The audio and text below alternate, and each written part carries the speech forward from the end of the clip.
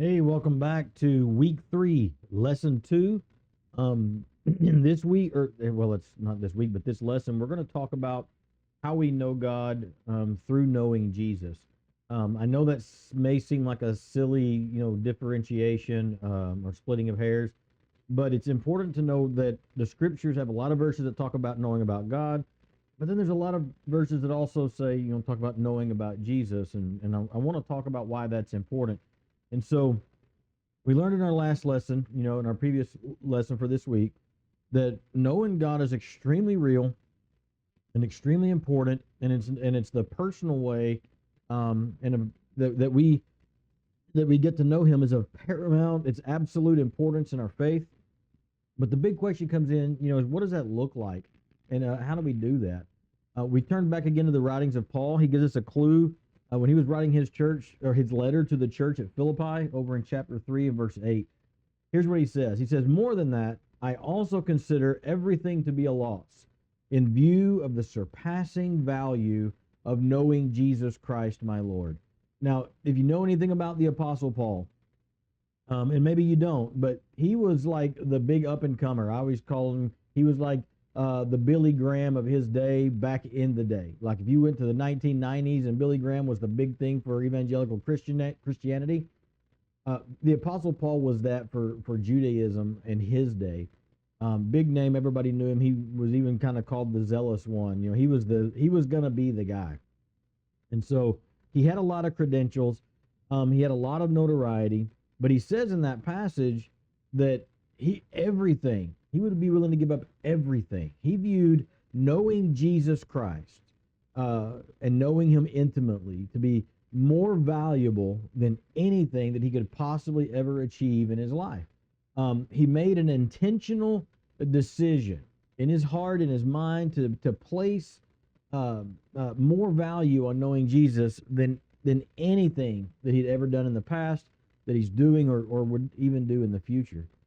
He just really understood how important it was to know God.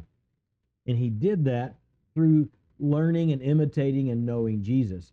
John says in chapter 10 and verse 14 of his gospel that knowing God is actually a part of belonging to Him. He says in that verse, "I am the good shepherd." And he says, "I know my own, and my own know me."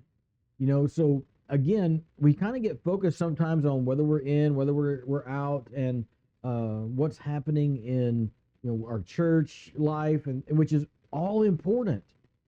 But for the writers of the New Testament and for Jesus himself, what was really paramount was this relationship, was knowing who God is. And Paul's telling us here that we do that through knowing who Jesus is.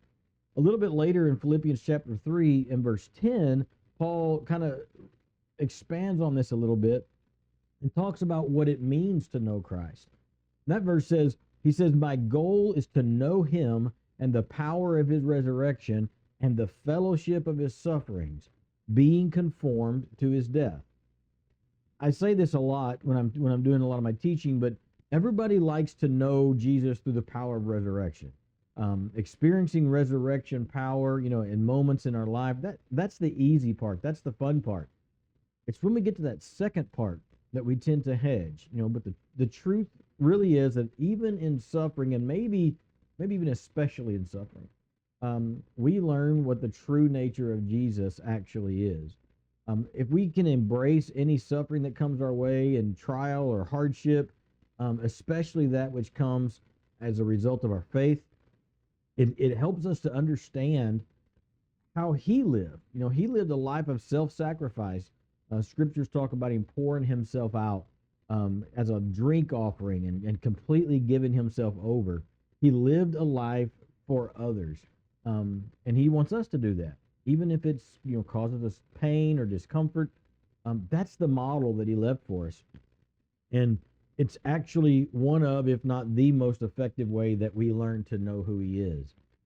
It gives us clarity from what we kind of learned in the last lesson, from John chapter 17 and verse 3, where He says that knowing God is actually what it means to have eternal life.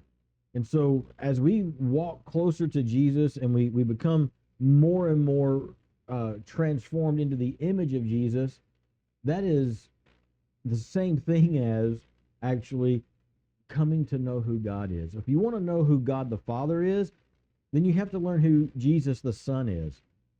The scriptures will tell us that they're the same. Jesus is the exact imprint of God the Father. He was, is, and always will be one with the Father. And so we know it's important to know God, to know his character, to know his nature. And in order to do that, we have to study to know and follow the nature and character of Jesus. Thanks for watching. We'll see you over in the next lesson.